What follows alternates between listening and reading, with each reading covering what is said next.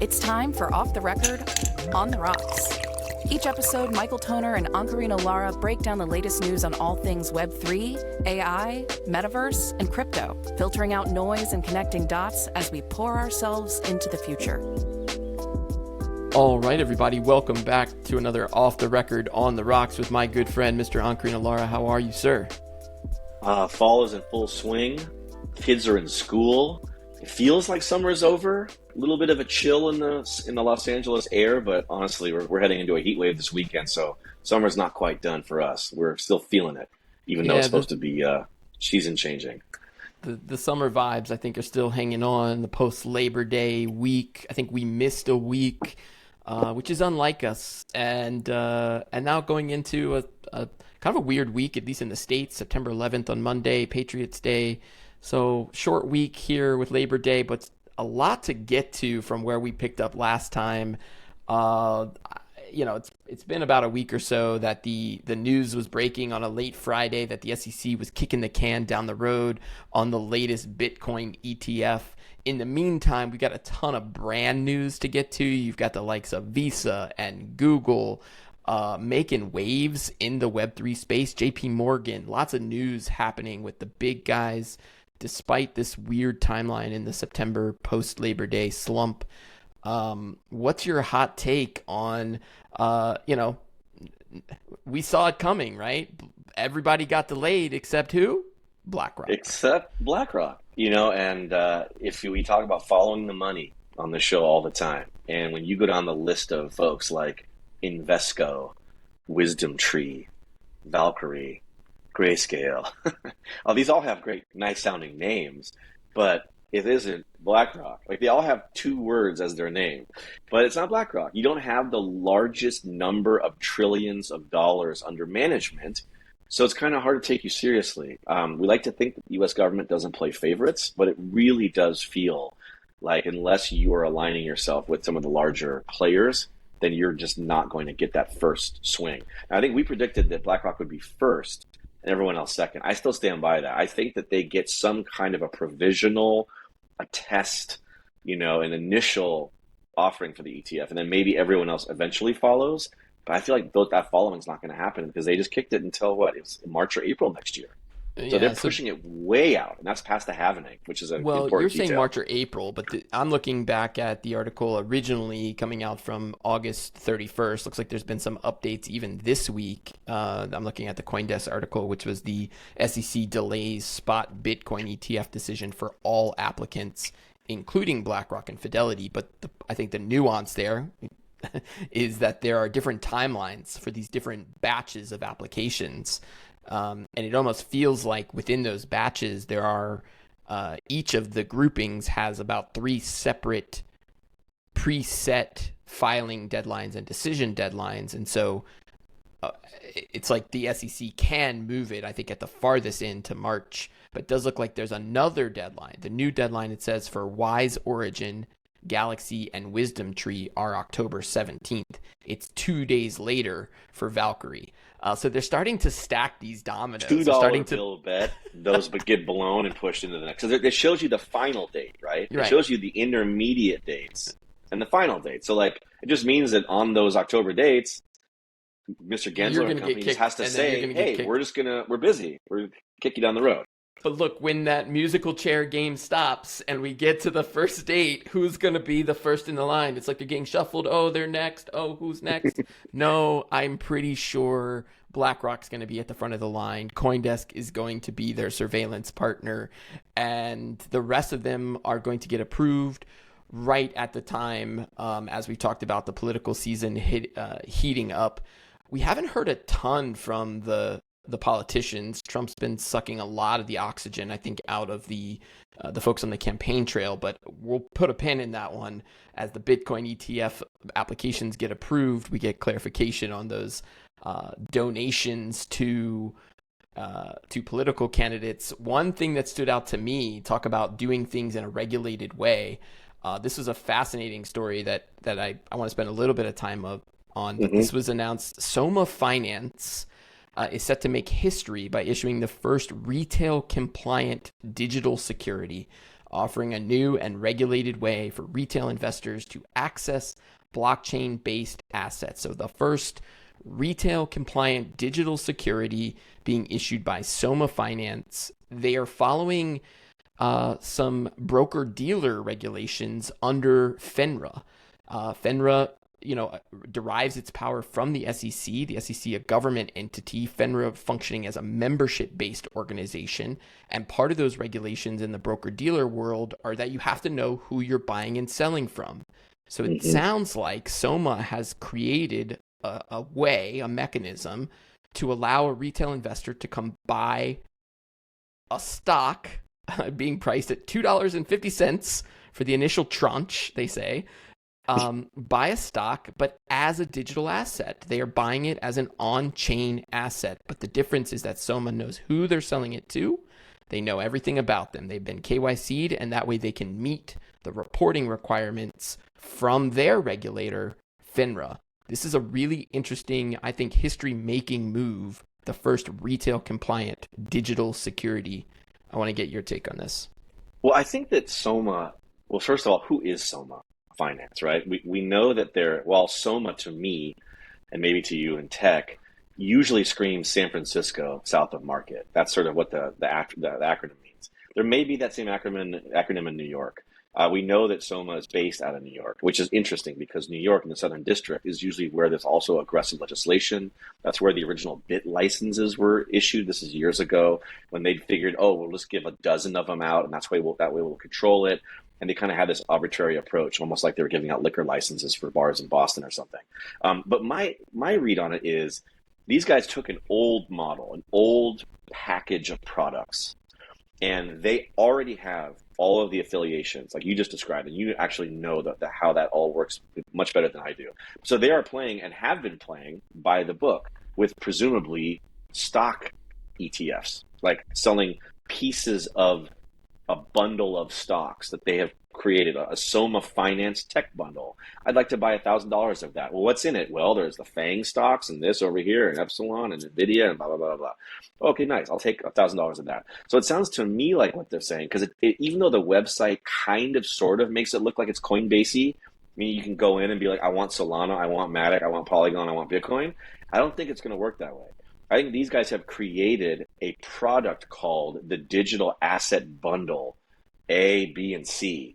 And maybe one is, value, one's stablecoin, and one's, app-based or whatever their distinctions are going to be. So I think they disintermediated the crypto from the product by basically saying, this is our digital asset pack. Would you like some? I would. What's in it?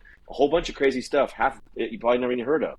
The other half you have, and you can buy $100, $1,000, $10,000. So you can now play, and we fully back it, and we fully everything it, because they're just going to sell it and kind of smooth out the risk with the derivative of it all, saying, we'll put some Bitcoin and Ethereum, but then a whole bunch of other smaller things, and call that your, call it your index fund, for lack of a better term. That's sort of how I look at it, which I think they're just pushing the envelope, right? They're saying, hey, SEC, we're playing by the book, right? Here's our offering. What do you think? And maybe it's interesting to some institutional guys, or I don't know. They're saying retail, so maybe retail people will want that. Well, bundle. I think the fact that it's breaking through with the headline that says that this is going to help the retail investor, I think that's partially, why they have to say, we're playing by the book. We're meeting all the FINRA regulations. We know what the FINRA regulations are, and we've got great lawyers that are going to make sure we're compliant, just like Coinbase is doing over there with their publicly traded company, NASDAQ listed quarterly earnings, meeting the disclosure requirements of the SEC. We're going to do this over here as a broker dealer, meet the FINRA requirements. It just made me think of something when you said meeting the guidelines of sort of like this archaic rules that existed previously. Because I think somewhere in the show, we have to check the archives, pull the AI, search the database. But I think we talked about credit unions and the equivalent with a DAO.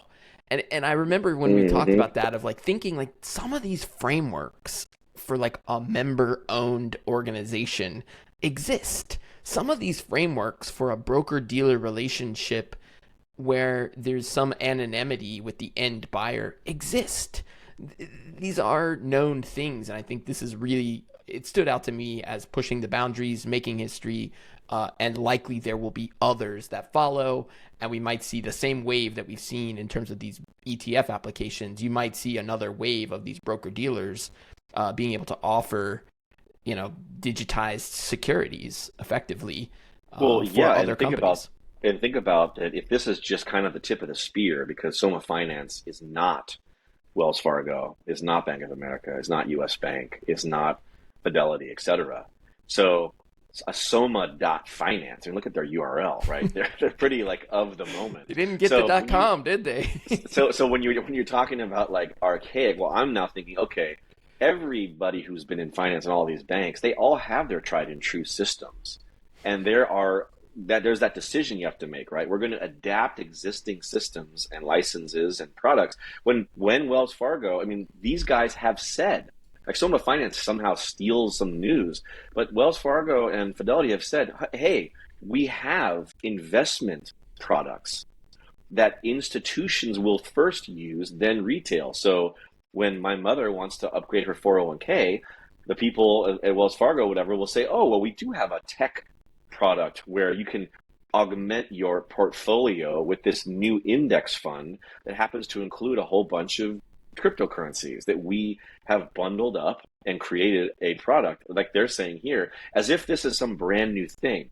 So it seems to me like Soma Finance is trying to come out, be a little more modern, a little more cute, a little more fancy, and maybe say it different. But every one of these big banks is like, I mean, if I were these guys, I'd be like, yes, I mean, yeah, we have that too, and we have had that. We've allowed in institutions to get this for the last year. It's only the retail component, and that's all you're trumpeting.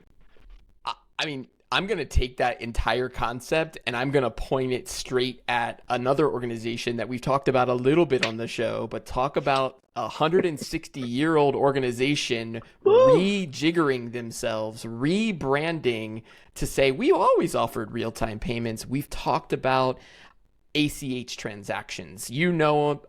Everyone's experienced it. We're talking 5 to 7 day holds, putting a hold on my check, my money. This is my money. Why is that? Oh, well, it has to go through the ACH transaction. We're talking about bank routing numbers, checking accounts, clearing houses.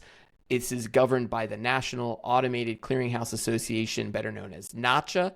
And the one that stood out to me this week that we got to get to here is the clearinghouse.org, which I had never seen before, making announcements dated September 6th.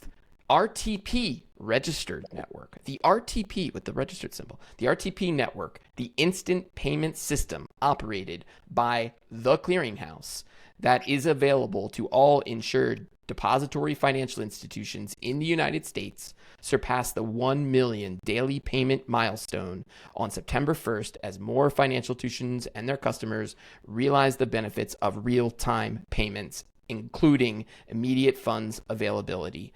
RTP Network is the rebrand for ACH, brought to you by The Clearinghouse. The Clearinghouse, and just the name of it, theclearinghouse.org. You can't get more antiquated. I mean, I'm telling you, that is no Soma.finance. That's .org. And on top of that, I mean, listen, to me, it also is, it gives me hope. The hope is that here in America, innovation cannot be stifled. And here is the entire country for years going on just bagging on and dogging this ACH, this automated clearinghouse. Yeah, there was a time, clearly at some point in the last 160 years, when you needed multiple days because someone had to write a check and a human had to look at it, then go walk somewhere and open a combination vault and go inside of it and look to see, is there enough money in here? And if there isn't, you got to get on the, be like, hey, we need extra money over here. Okay, then someone's going to drive the money over and they're going to guard it and they're going to bring it in and then they're going to call you and say, hey, it's been 5 days, but we have the money. And you're like, oh, it's so great. How fast? It's so fast. It's so wonderful. I got my money in 5 days. Well, fast forward at some point over the last century, and we all know that it's just a bunch of BS because it's just ones and zeros. There is no money in the vault. And yet they're still creating this like weird escrow scenario where they're clearing the money. So then everyone's like, hey, man, we all have these new systems. Ripple has a new system.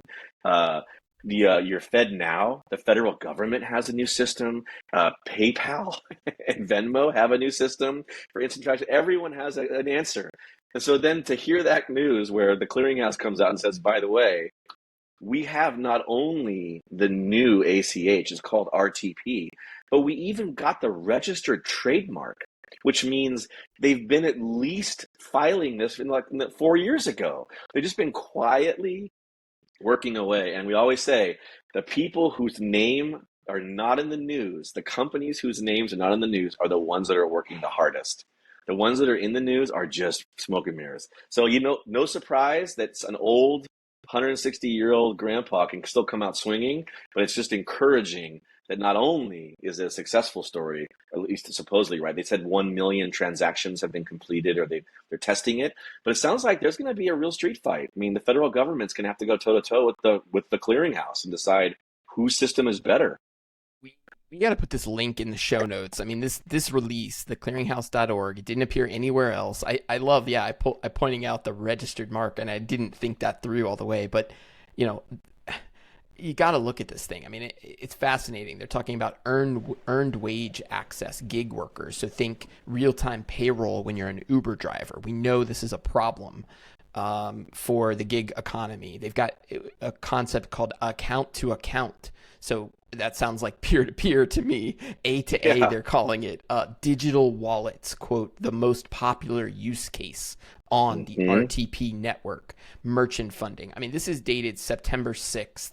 This is, oh my God, this is the Tuesday after Labor Day. That is Tuesday after Labor Day. When everything's back to work. Keep your eye on the clearinghouse. You're right, 160-year-old organization. Don't count them out. And I want to dovetail this into two others talking about that we've got a solution, which is let's not leave out Visa and JPMorgan. So we can lump this into, there are a lot of brands right now who are reinventing themselves, and in this case, the clearinghouse, they're going to now power real-time payments. This is happening. This is happening with FedNow. We know the banks have been exploring this for global transactions. One that caught my attention this week was Visa putting out the old Business Wire press release.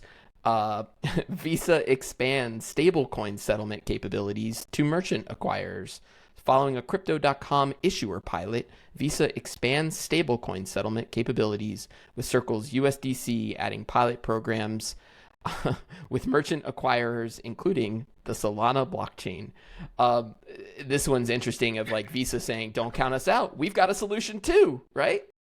I mean, isn't that just sort of I feel like that's the second half of this year's battle cry is we have a solution too. I mean, everyone's put their hand up. And the unfortunate thing, it's like, because the guys putting their hand up saying, we have an ETF Bitcoin thing, can we go? And no one answers. And then everyone else is like, FedNow may have it, but so do we Visa. And we Visa chose, who are we choosing again? Solana is our, they even use the term in the same sentence, stablecoin. Now, for all those who listen, Solana is one of those names that's been thrown around. It was originally very hot, the Solana blockchain, because of its NFT use cases. And that was like back a year or 2 years ago. I mean, it was wildly popular as a way to launch that, and tons of projects came and went on Solana. In fact, Solana had outages, sort of famously, I want to say within a 2 or 3 month period, had 2 or 3 pretty significant outages. But again, taking a step back, because we also could pull in any other stable coin, JPMorgan's JPM coin, if you recall. What we're seeing is that every company, in the absence of a unified government-led position on here is what the United States thinks about crypto, they have let every business and organization that currently exists, in case of the clearinghouse, some for more than a century and a half, and then companies that are pretty brand new in the last couple of years, to basically say, hey, innovation reigns. You guys go and try to make the best thing, right?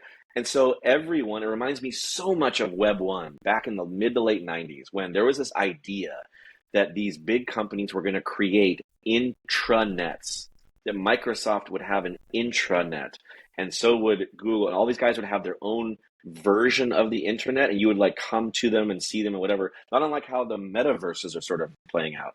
But then over time, everyone's like, that's ridiculous. We need to have an internet, and it has to work for everyone. So of course, protocols have to be unified, decided upon. That's how you got URLs, universal resource locators. That's how you got HTTP. That's how you get API. That's how you get everyone saying, yes, we have to work together to standardize everything, right? So right now, it just feels like everyone is just staking their claim on our internal instant payment processing tool is blank.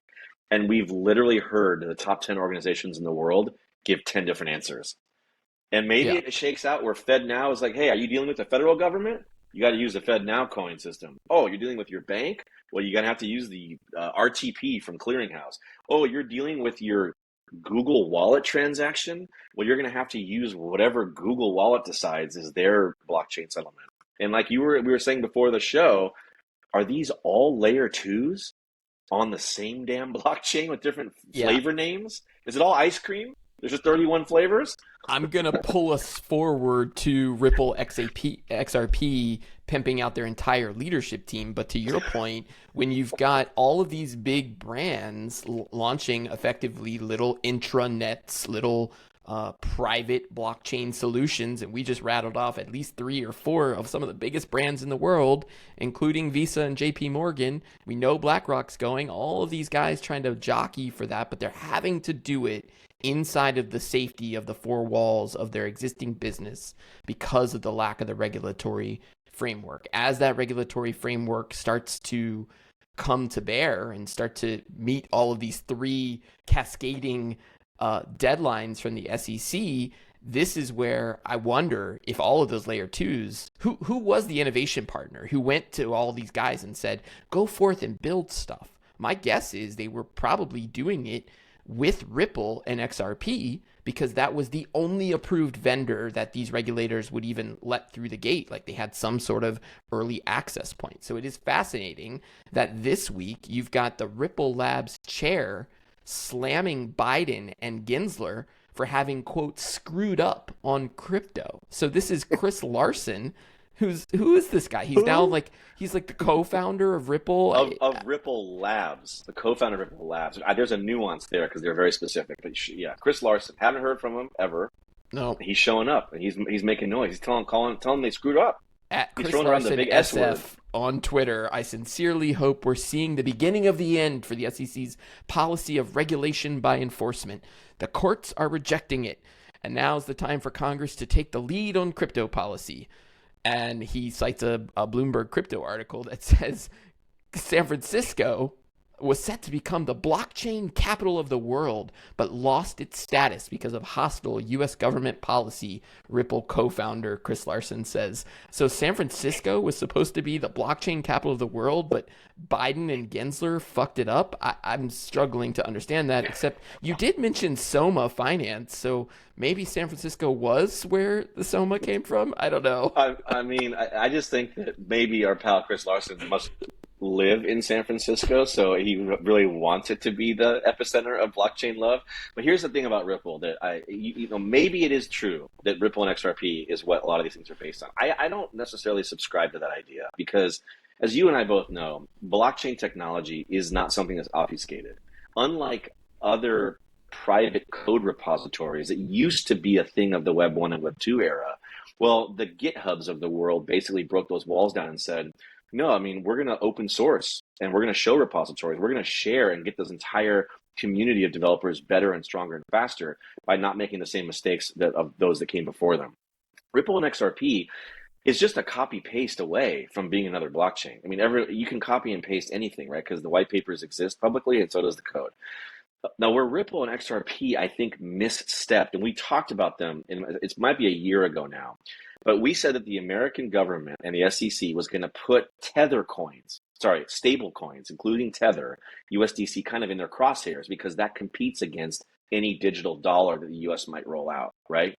So XRP as just a settlement solution, as a layer to settle transactions, maybe that was what they should have stuck with because it isn't that detail that the SEC has a problem with.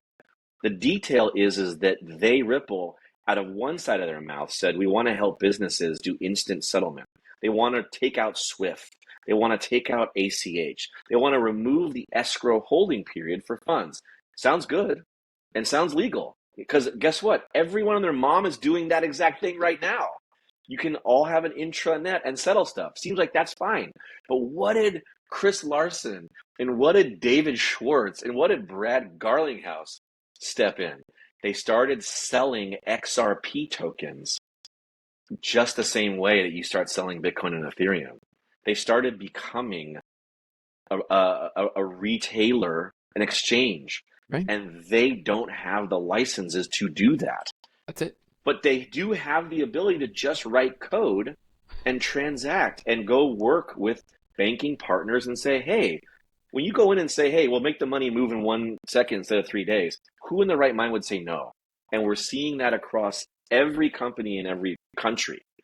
So I think that Ripple XRP, I mean, again, the reason why these guys make so much damn noise on Platform X, formerly known as Twitter, and on these whatever videos, they're the ones who aren't working.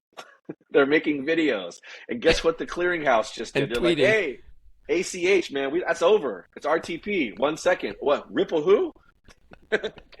And meanwhile, they're like pulling their hair out saying, we have a partial win from the SEC, but I can't even understand it either. Send the CTO to tweet.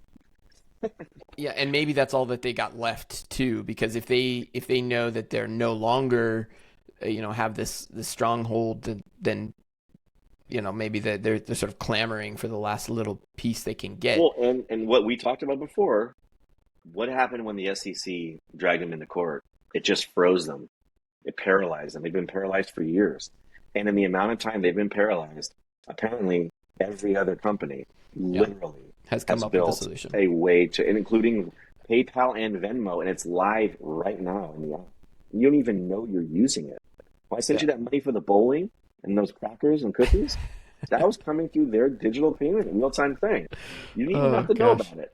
Venmo and emoji culture. I mean, we've talked about this too, but training people and changing behavior. I say training people, but I just mean as a collective society, those became normal behaviors, and you have to point to the likes of PayPal and Venmo where that was commonplace to see people's transactions. And again, I even specifically with emojis, why are we doing that? Why are we projecting that stuff? Well, it's because it's real-time payments, and you can see I moved this money and I paid this person and we did this thing and you saw this thing, and that's a human behavior that now coming back all the way around to, if somebody comes with a solution for real-time payments in a regulatory way so I don't have to wait 5 to 7 days, then I want it. The consumer is going to start to demand it. They're expecting it. And where is all of that happening?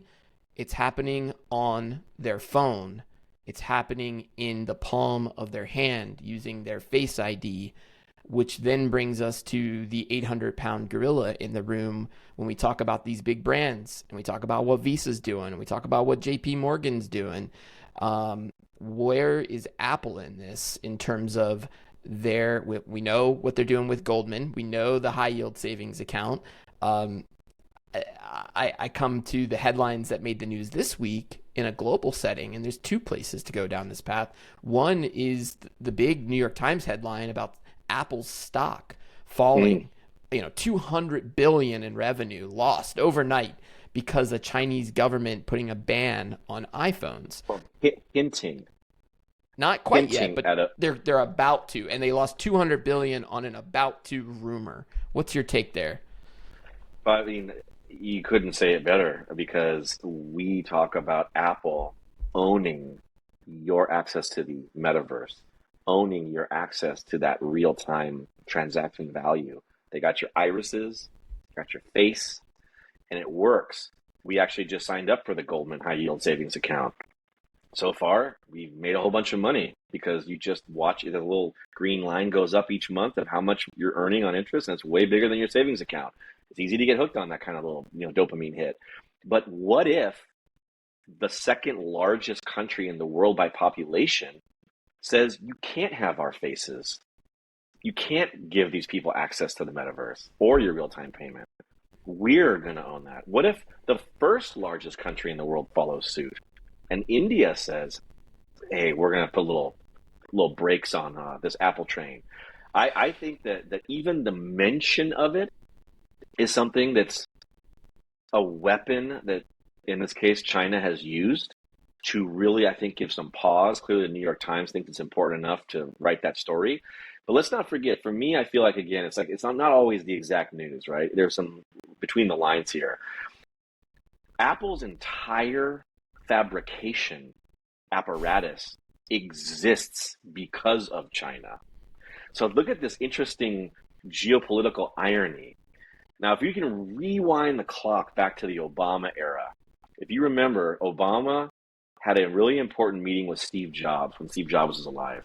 And Obama and his administration basically said to Apple, please don't take manufacture of the iPhones overseas. Keep it in the United States. And Apple, from Cupertino, California, said, we explored these places in Minnesota. There's a number of different states that could host these plants. And they just said, unless you federal government can give us the tax breaks to make this a viable thing, because we're taking a bath on these phones. It costs $3,000 to make. We're selling them for $1,500. It's just a loss leader. Help us out. The United States wouldn't help. They said, we're going to China. And off they go. And that was the moment. There was a fork in the road. And ever since that moment, the administrations have been screaming about bringing back, jobs to the United States and taking back all that fabrication from China. And now here's China saying, oh, well, we have all of your fabrication. Here's a funny thing. You can't sell your phones here.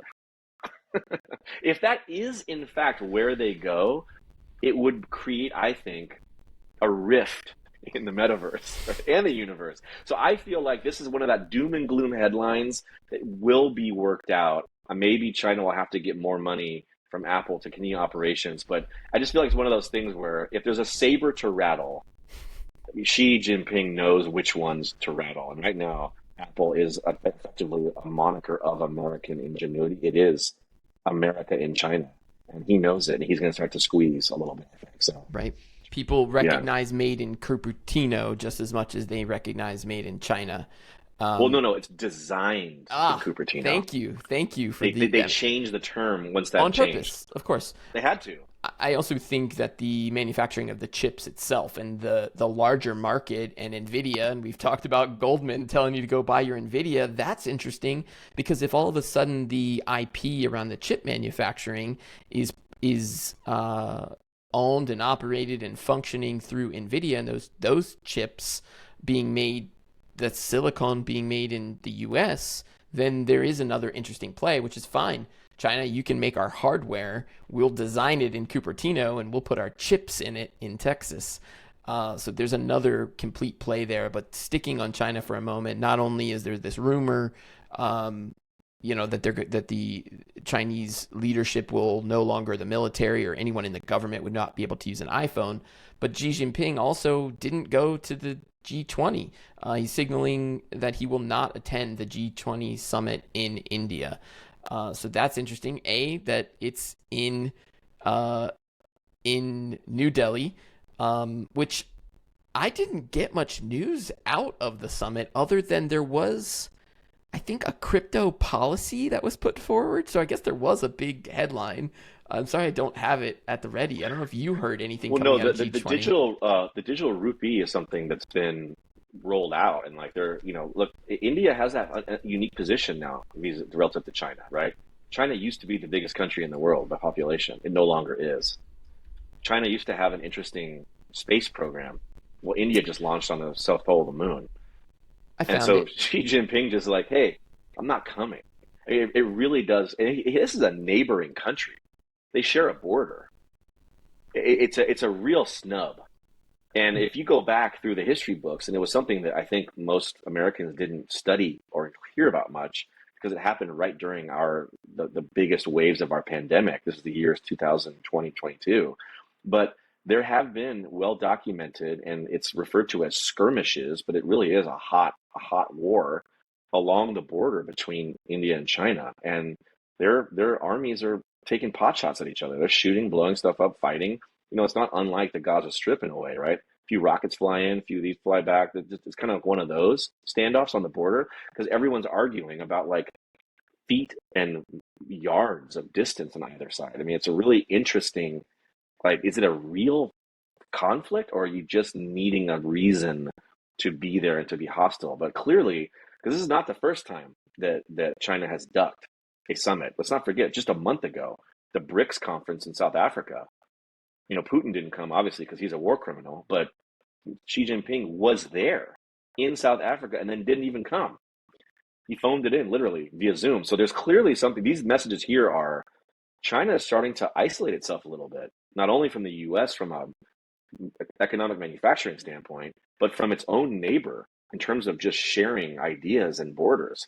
It's an interesting move, and one I think that's going to be used as leverage, because obviously the more you put on the table like that, then the more you can pull off to then give, for diplomatic reasons, right?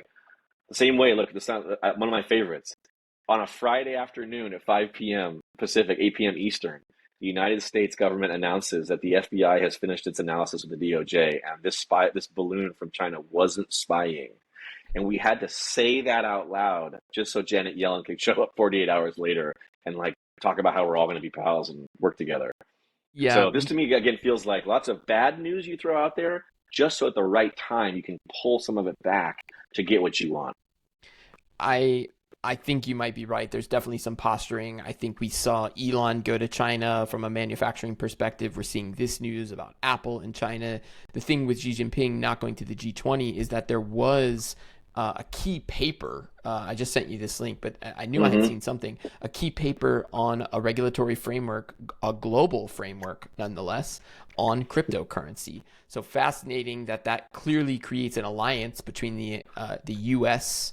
and India, if they're part of that G20 and they're showing up and they're having this joint conversation around this key paper, but Xi Jinping not there, do you end up with kind of these fractured international blockchains? You've got your Google and your Android, or your Apple and your Android kind of scenario of you've got the US and India versus perhaps China and Russia and different blockchains that are going to need some sort of interoperable solution between them, a global payments mechanism, maybe a Bitcoin, for example.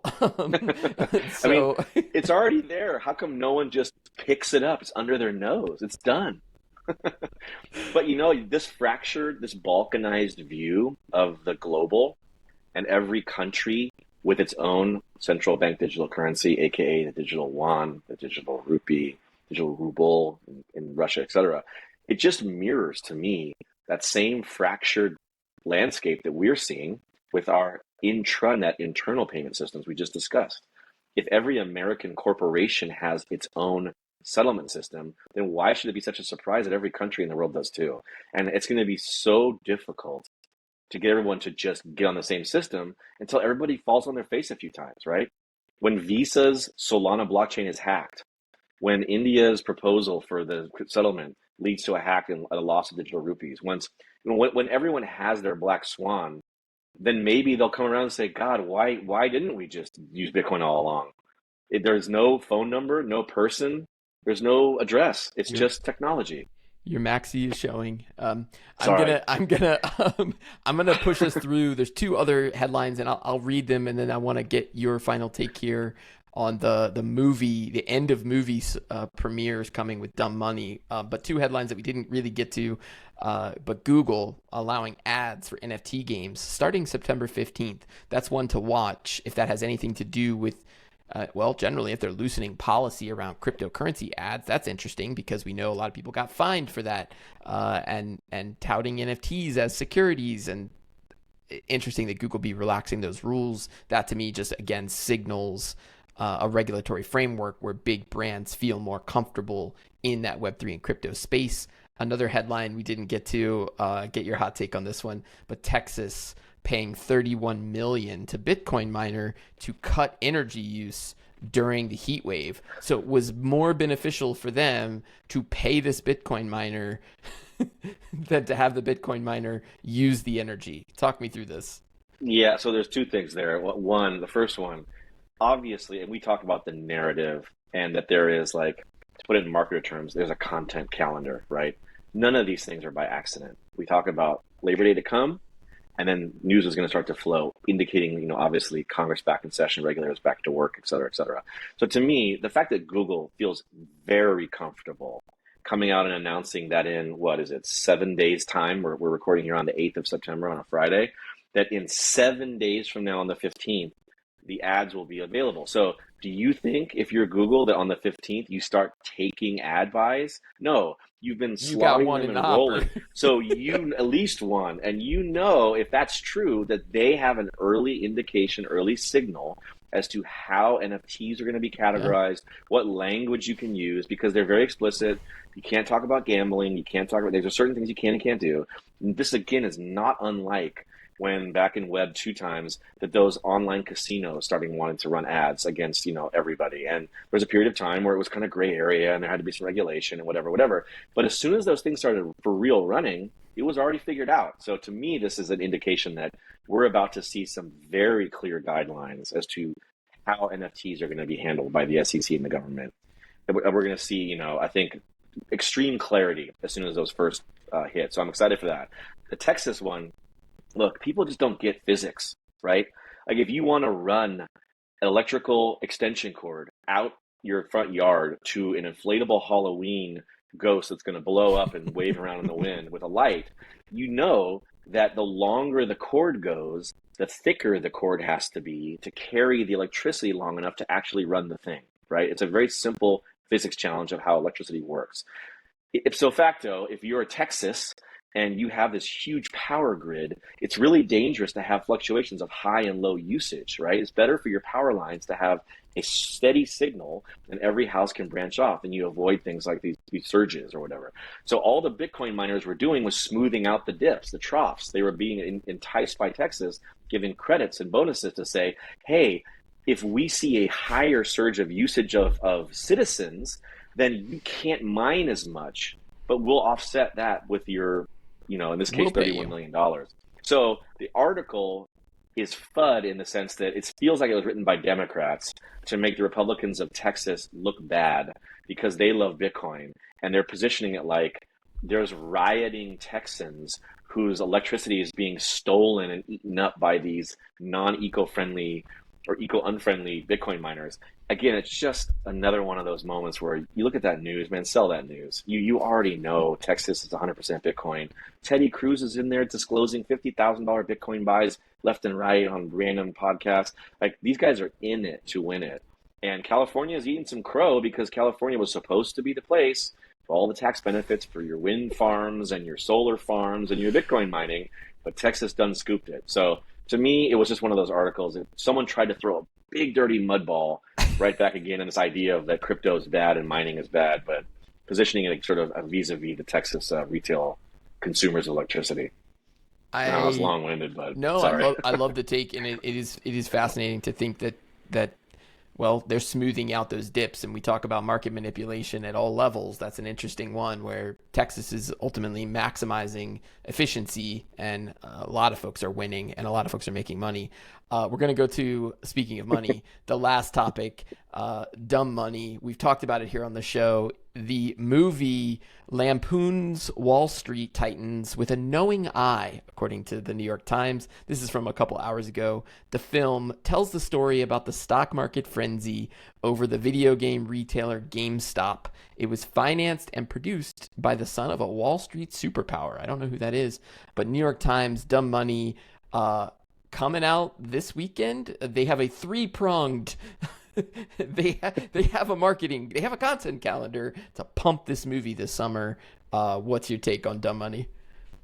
So we talked about dumb money a couple of weeks ago. The timing of this is important. If you're in the business of being the government and coming out and telling people about regulation and spinning a story to encourage retail investors to invest and to not be scared and to show that the David can sling a rock into Goliath's face and knock him down and then shake out his wallet and take all his cryptos and cash. You too can do this. The movie is financed by the son of a giant Wall Street somebody, okay? First of all, follow the money. Who's making this movie? Is it an American movie company? No, it's Sony Pictures. Who's financing it? Wall Street. Wall Street's financing it. Why would Wall Street want to finance it? Well, what do they show? They show the Wall Street whales get knocked down, lose all that money. That clearly doesn't matter that much to them because they have enough money to finance this movie. And what else does it show? It shows that the retail investor, the dumb money, played by Paul Dano, is going to be trading AMC and Bed Bath & Beyond and GameStop in his underwear and make a YouTube channel, and he's going to get rich. Now, I'm not going to spoil the story if you haven't heard what happens, but let's just say that for me, this shows Wall Street and retailer, and they're going to focus, everyone is going to focus on those two entities, those two participants. And that's what this movie highlights, right? It highlights the big guys who obviously are evil and bad and how you can take them down. Now, we know the big guys who are evil and bad, they never lose, really, right? So what about everyone in between? So to me, the article that hit just today, I think we're going to see more articles hitting kind of leading up to and through Dumb Money, is that, well, what about the people who were involved in this whole scenario, making money and losing money, who weren't the Wall Street whales, they weren't the guy in their underwear on YouTube? What about the CEOs and CTOs and employees of Bed Bath & Beyond, the employees of GameStop, of AMC, who were insider trading hardcore? And guess what? The Wall Street guys are going to get forgiven because they're rich Wall Street guys. The retail investor gets pumped up because there's hope to beat the big guy. But how about this guy's name is, what's his name?